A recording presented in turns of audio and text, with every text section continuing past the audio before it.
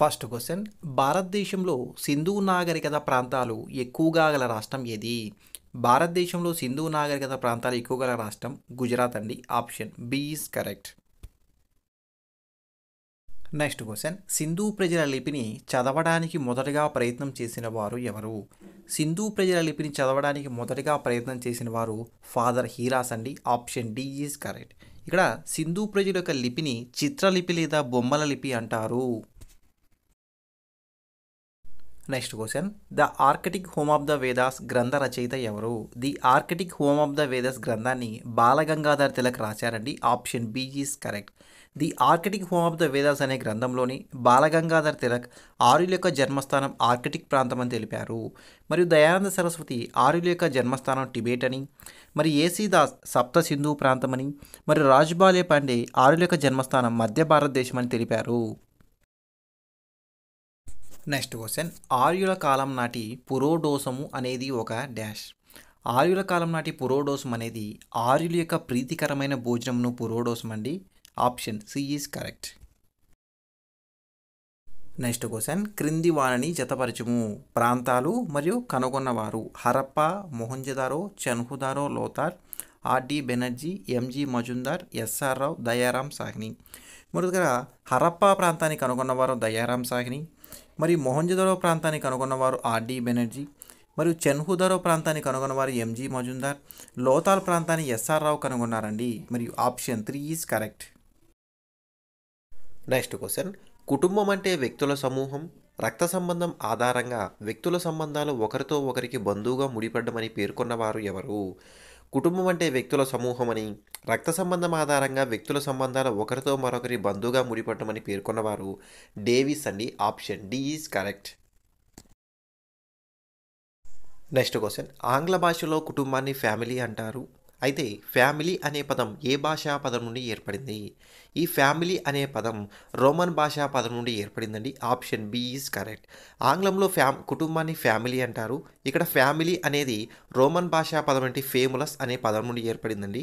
ఫేములస్ అనగా ఇక్కడ సేవకుడు అని అర్థం. నెక్స్ట్ క్వశ్చన్ తన జాతి సంస్కృతి గొప్పదనే భావన కలిగి ఉండడాన్ని ఎథ్నోసెంట్రిజం అని పేర్కొన్నవారు ఎవరు? జాతి సంస్కృతి గొప్పదనే భావన కలిగి ఉండాలని ఎథ్నోసెంట్రిజం అని పేర్కొన్నవారు డబ్ల్యూజీ సమ్నర్ అండి. Option B is correct. ఈయన ఫోక్వేస్ అనే గ్రంథంలో తెలిపారండి. ఈ ఫోక్వేస్ అనే గ్రంథం రాసిన వారు W G Sumner. Next question scheduled tribe అనే పదాన్ని మొదటగా వినియోగించిన వారు ఎవరు? ఈ షెడ్యూల్డ్ ట్రైబ్ అనే పదాన్ని మొదటగా వినియోగించిన వారు సైమన్ కమిషన్ అండి. Option D is correct. భారత రాజ్యాంగంలో మొదటగా గిరిజనులను సూచించేందుకు ఈ షెడ్యూల్డ్ ట్రైబ్ అనే పదాన్ని మొదటగా ఉపయోగించింది ఈ సైమన్ కమిషన్. నెక్స్ట్ క్వశ్చన్ మతం అనేది సమాజానికి మత్తుమందు లాంటిదని మరియు ఉపశమనకారిణి అని కూడా తెలిపిన వారు ఎవరు?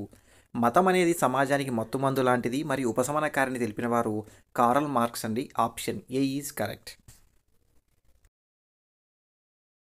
నెక్స్ట్ క్వశ్చన్ పరిమాణపరంగా రెండవ అతిపెద్ద గ్రహం ఏది? పరిమాణపరంగా రెండవ అతిపెద్ద గ్రహం శని గ్రహం అండి. Saturn. Option C is correct. ఈ శని గ్రహాన్ని గెలీలియో కనుగొన్నారు. ఈ శని గ్రహానికి గల ఇతర పేర్లు చూద్దాం. శని గ్రహాన్ని అత్యధిక వలయాలు కలిగిన గ్రహం అంటారు, మరియు అందమైన గ్రహం అని కూడా అంటారు, మరియు నీటి కంటే తక్కువ సాంద్రత కలిగిన గ్రహం అంటే శని గ్రహం అండి. ఈ శని గ్రహాన్ని క్రూయల్ ప్లానెట్ అని, గోల్డెన్ ప్లానెట్ అని కూడా అంటారు. శని గ్రహానికి గల మొత్తం ఉపగ్రహాల సంఖ్య 61 అండి. ఈ గ్రహానికి గల ముఖ్యమైన ఉపగ్రహం టైటాన్.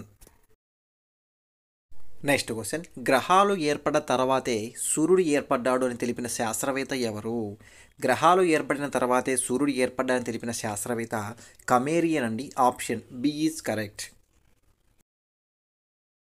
నెక్స్ట్ క్వశ్చన్ క్రింది వానిలో నైరుతి ఋతుపవన కాలం ఏది? నైరుతి ఋతుపవన కాలం జూన్ టు సెప్టెంబర్ మధ్య ఉంటుందండి. Option D is correct. భారతదేశంలో మొత్తం ఋతుపవన కాలాలు 4 కలవండి. వాటిలో మొదటిది వేసవి కాలం మార్చి టు జూన్ మధ్య, అలానే నైరుతి ఋతుపవన కాలం జూన్ టు సెప్టెంబర్ మధ్య, అలానే ఈశాన్య ఋతుపవన కాలం అక్టోబర్ టు నవంబర్ మధ్య, మరియు శీతాకాలం డిసెంబర్ టు ఫిబ్రవరి మధ్య. నెక్స్ట్ క్వశ్చన్ హెచ్టీను జిఆర్గా రాసిన ఎంయూను ఎలా రాస్తారు? ఇక్కడ ఆప్షన్ డి ఈజ్ కరెక్ట్ అండి. వివరణ చూద్దాం. ఇక్కడ హెచ్టీజిఆర్ అండి. HTGR హెచ్ -1 చేశారండి. ఫస్ట్ హెచ్కి, జీ అంటే హెచ్కి -1 చేశారు, టీకి ఆర్ అంటే -1 -2 అండి. హెచ్కి -1 అంటే జీ వస్తుంది, టీకి -2 అంటే ఆర్ వస్తుందండి. అలానే ఎంకు -1 అంటే ఎల్ వస్తుంది, అలానే యూకు -2 అంటే ఎస్ వస్తుందండి. So answer D is correct.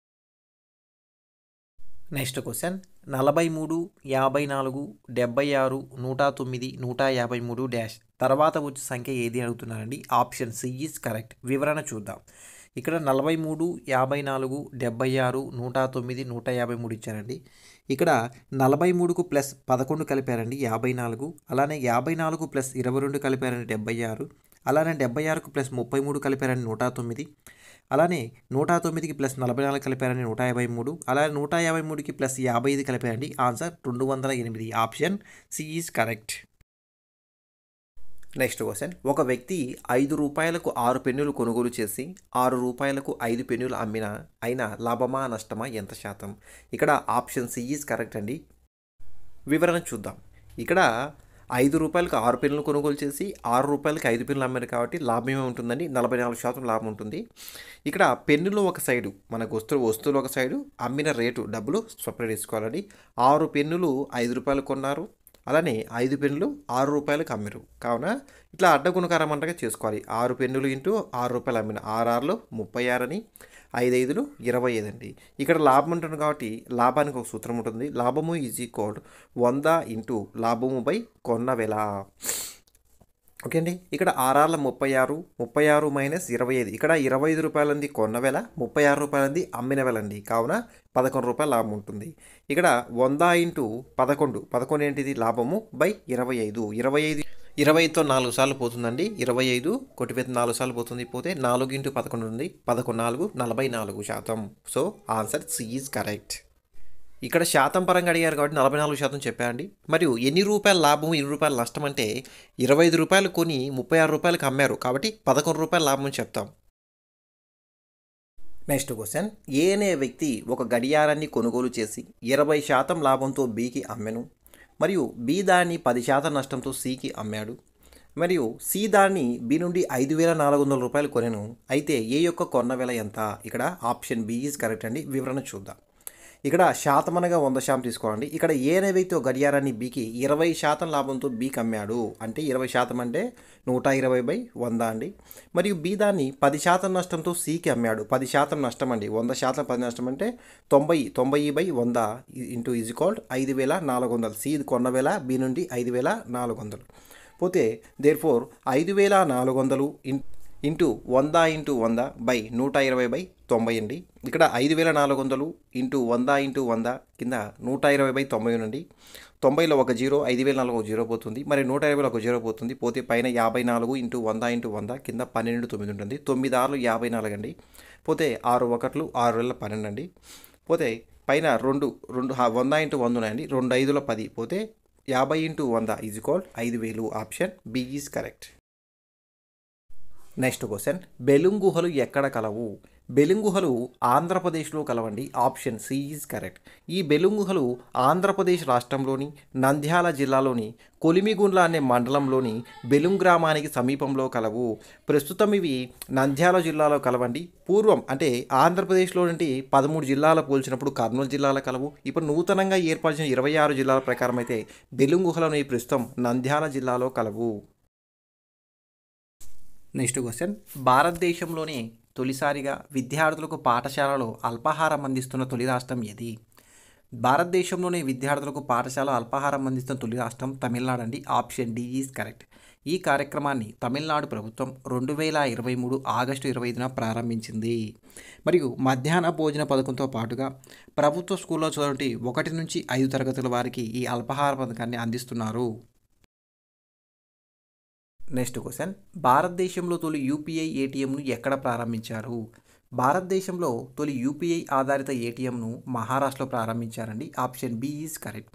Japan దేశానికి చెందిన హిటాచి పేమెంట్ సర్వీసెస్ అనే సంస్థ హిటాచి మనీ స్పాట్ ఏటీఎం అనే పేరుతో ముంబైలో సెప్టెంబర్ 5న ఆవిష్కరించారండి. భారతదేశానికి చెందిన national payment corporation of India మరియు జపాన్ చెందిన హిటాచి అనే సంస్థలు సంయుక్తంగా దీన్ని తయారు చేశారు. ఈ యూపీఐ ఆధారిత ఏటీఎంలో డెబిట్ మరియు క్రెడిట్ కార్డ్ సౌకర్యం లేకుండానే మొబైల్లో యూపీఐ యాప్తో డబ్బులు విత్డ్రా చేసుకోవచ్చు. నెక్స్ట్ క్వశ్చన్, గదర్ పార్టీ స్థాపకులు ఎవరు? గదర్ పార్టీని లాలా హర్దయాల్ స్థాపించారండి. Option C is correct. 1913 November 1న శాన్ ఫ్రాన్సిస్కోలో లాలా హర్దయాల్ గదర్ పార్టీని స్థాపించారండి. మరియు గదర్ పార్టీ స్థాపకుడుగా లాలా హర్దయాల్ ప్రఖ్యాతిగాంచారు. మరియు గదర్ పార్టీ యొక్క అధ్యక్షుడు సోహన్ సింగ్ బాగ్నా అండి. మరియు గదర్ పార్టీలో చేరిన ఏకైక ఆంధ్రుడు దర్శి చెంచయ్య. నెక్స్ట్ క్వశ్చన్, కలకత్తా మారణకాండ ఎప్పుడు జరిగింది? కలకత్తా మారణకాండ 1946 ఆగస్టు 16న జరిగిందండి. Option B is correct. ఈ కలకత్తా మారణకాండని ప్రత్యక్ష చర్యా దినోత్సవం లేదా డైరెక్ట్ యాక్షన్ డేగా పేర్కొంటారు. నెక్స్ట్ క్వశ్చన్, ఇండియా డివైడెడ్ అనే గ్రంథ రచయిత ఎవరు? ఇండియా డివైడెడ్ గ్రంథ రచయిత బాబు రాజేంద్ర ప్రసాద్ అండి. Option C is correct.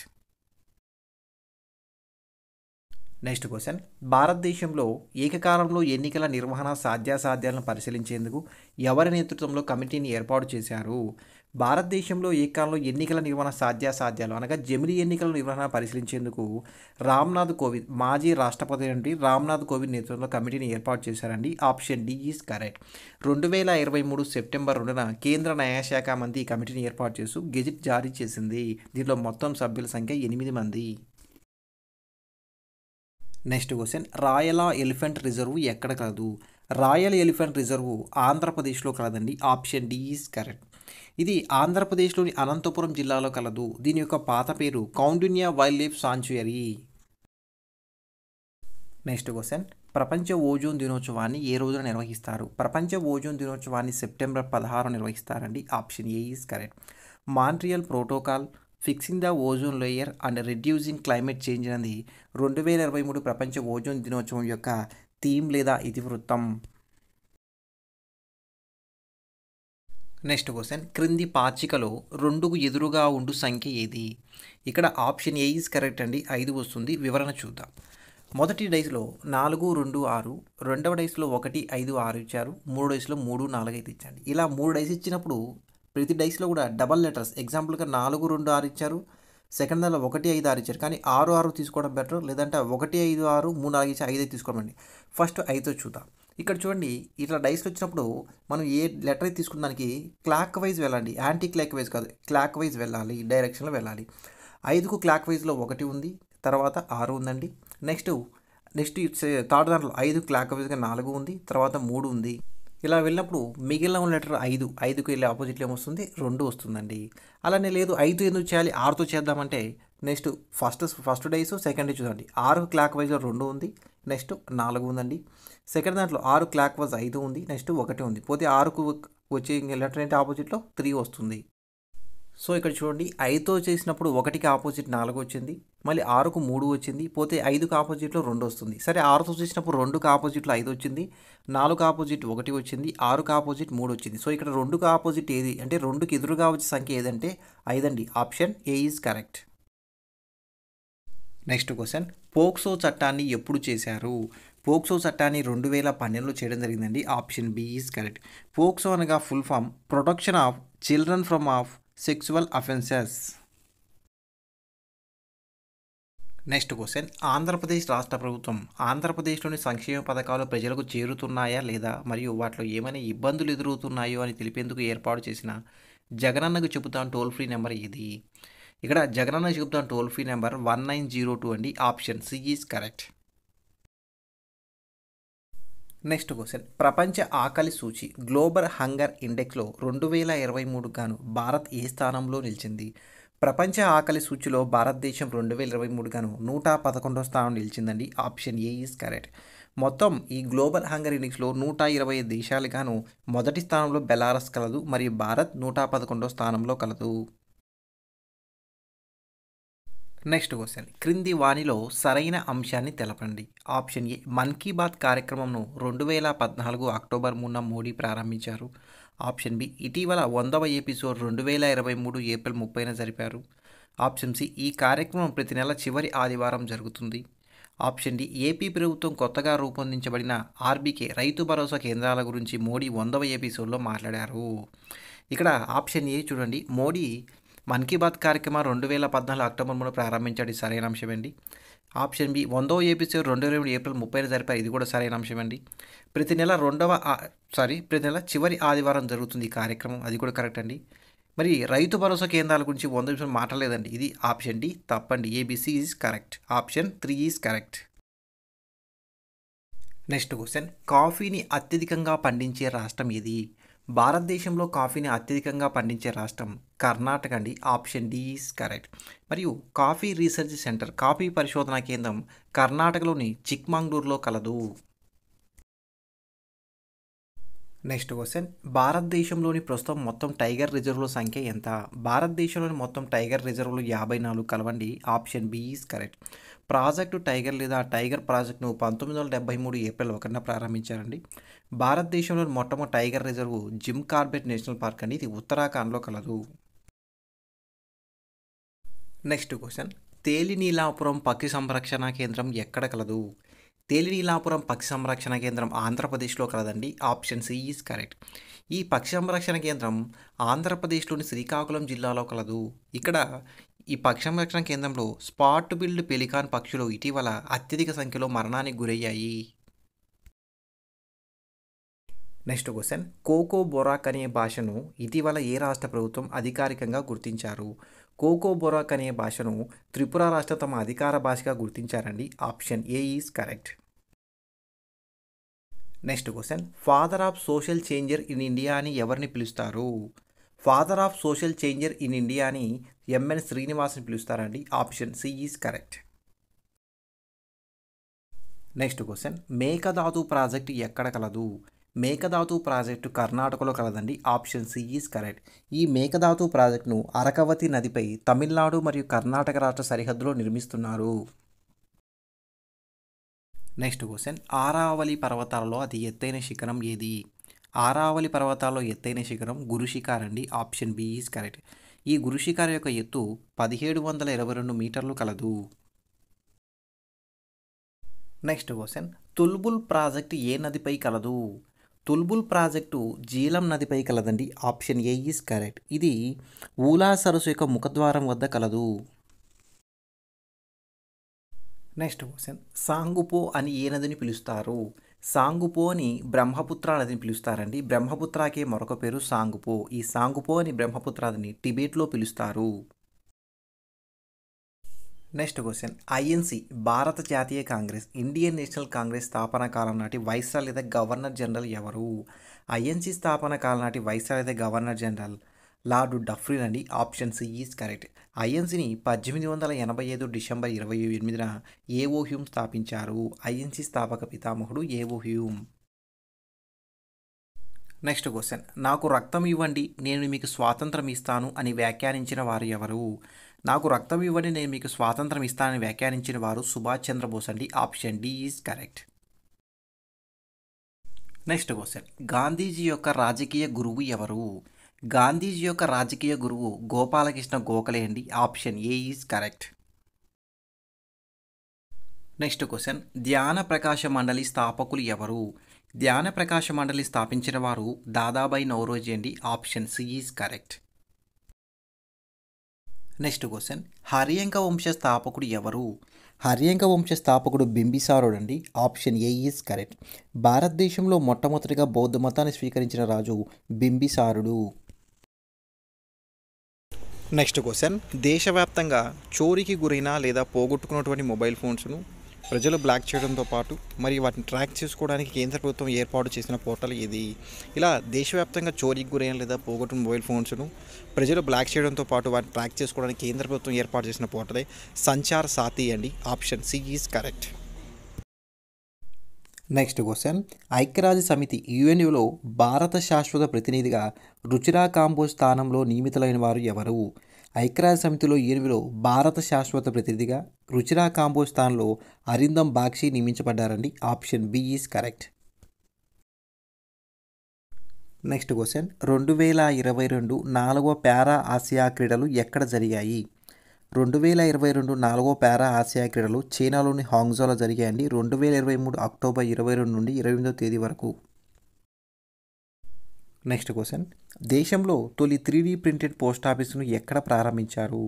భారతదేశంలో తొలి 3D ప్రింటెడ్ పోస్ట్ ఆఫీసును బెంగళూరులోని హలసూర్లో ప్రారంభించారు. Option C is correct. బానిస వంశ సుల్తానందరిలో అతి గొప్పవాడు ఎవరు? బానిస వంశ సుల్తానందరిలో అతి గొప్పవాడు గియాజుద్దీన్ బాల్బన్ లేదా బాల్బన్ అండి. Option C is correct. ఈ వీడియో మీకు నచ్చినట్లయితే లైక్ అండ్ షేర్ చేయండి. మా ఛానల్ని సబ్స్క్రైబ్ చేసుకోండి. Thank you for watching.